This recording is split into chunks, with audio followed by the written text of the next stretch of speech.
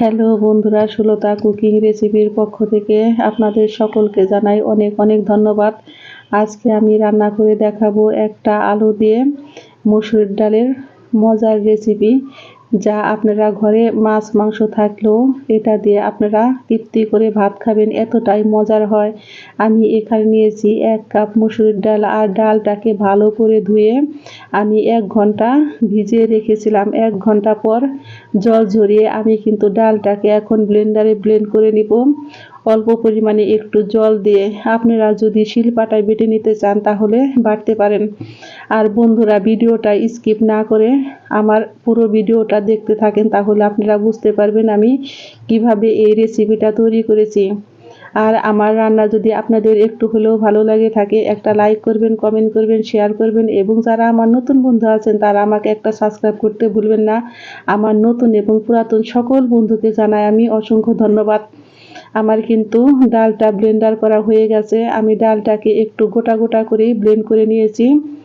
এখন আমি এর মধ্যে দিয়েছি 1/2 চা চামচ পরিমাণে লবণ, কুচানো পেঁয়াজ, কুচানো কাঁচামরিচ, ধনিয়া পাতা কুচি, হলুদের গুঁড়া, জিরার গুঁড়া, ধনিয়ার গুঁড়া, সমস্ত উপকরণ দিয়ে কিন্তু আমি ডালটাকে এখন মেখে নেব। আর দিয়েছি আমি 1 চা চামচ পরিমাণে একটু ময়দা। আমি ডালটাকে এখন একটু ভালো করে মেখে নেব। আমার ডালটা কিন্তু মাখা হয়ে গেছে। আমি এখন দিয়ে দিব একটা আলু, আর আলুটা কিন্তু আমি কাঁচা নিয়েছি, এখন গ্রেটারে গ্রেট করে নিব।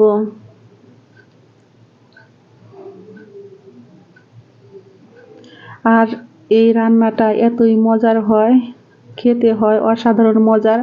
অবশ্যই একবার বাসায় ট্রাই করে আমাকে কমেন্ট বক্সে জানাবেন যে কার কেমন লেগেছে। আমি এইভাবে করে কিন্তু পুরো আলুটাই গ্রেট করে নেব।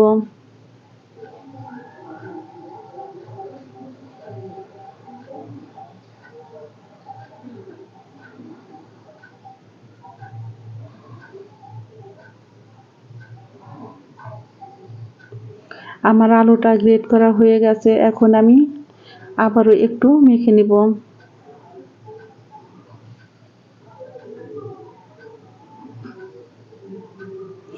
চলে যাব কড়াইয়ের কাছে। কড়াইতে দিয়েছি বেশ কিছুটা পরিমাণে সাদা তেল, আর তেলটা আমার গরম হতে হতে আমি এখন দিয়ে দিব বড়াগুলো। আর বড়াগুলো কিন্তু আমি এখন বেশ ভালো করে মিডিয়াম টু লো আঁচে বড়াগুলো ভেজে নিব। আর বড়াগুলো ভাজার সময় কিন্তু চুলার আঁচের দিকে লক্ষ্য রাখতে হবে, যাতে হাই হিটে যদি আমরা বড়াগুলো ভাজি, বড়াগুলো কিন্তু পুড়ে যাবে। আমি চুলার আঁচটাকে কমিয়ে বড়াগুলো ভেজে নিব।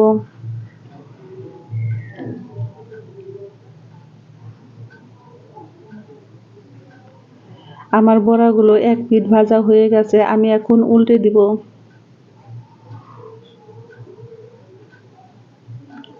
আর এইভাবে উল্টে পাল্টে আমি বড়াগুলোকে ভেজে নিব।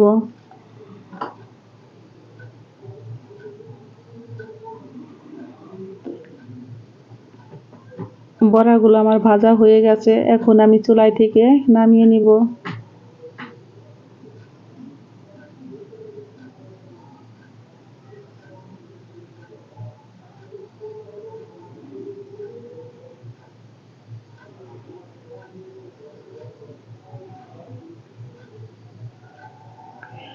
আমি এখন বাকি বড়াগুলো এইভাবে করে ভেজে নিব, কারণ সম্পূর্ণ বড়া ভাজি যদি বন্ধুরা তোমাদের দেখাতে যায় তাহলে ভিডিওটা অনেক বড় হয়ে যাবে।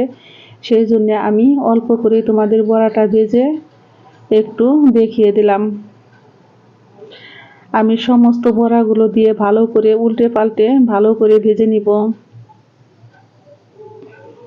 আবারও আমি বড়া ভাজা তেলের মধ্যে দিয়ে দিলাম একটা তেজপাতা, একটা শুকনা মরিচকে অর্ধেক করে দিয়েছি, একটা এলাচ, একটা দারচিনি, আর দিয়ে দিব আমি অল্প পরিমাণে একটু কালো জিরে ফোড়নে। আমার ফোড়নটা কিন্তু রেডি হয়ে গেছে। এখন আমি দিয়ে দিব একটা পেঁয়াজ কুচি, আর পেঁয়াজটাকে আমি একটু ভেজে নিব।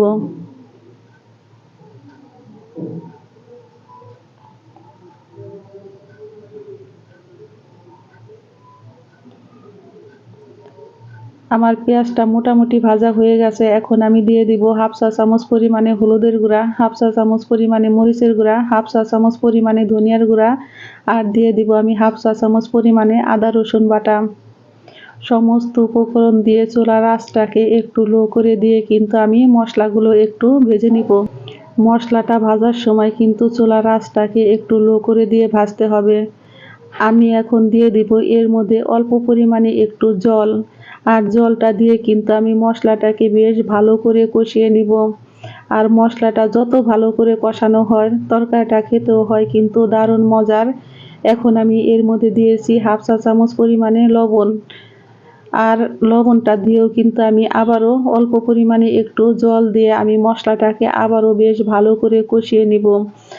আর আমি সব সময় বন্ধুরা কিন্তু একটা কথাই বলি, মশলাটা যত ভালো করে কষানো হয় তরকারিটা খেতে হয় দারুণ মজার। আমার মশলা থেকে তেল উঠে এসেছে। এখন আমি দিয়ে দিব তরকারিতে ঝোল। আর ঝোলের পরিমাণটা কিন্তু আমি বেশি পরিমাণে দিব না, অল্প পরিমাণেই দিব, কারণ এটা আমি বেশি ঝোল রাখবো না। সেই জন্য অল্প পরিমাণে ঝোল দিয়ে কিন্তু আমি তরকারিটা রান্না করে নিব। এখন আমি একটা ঢাকনা দিয়ে ঢেকে কিছুক্ষণ রান্না করে নিব। আমার তরকারিতে কিন্তু বলক চলে এসেছে।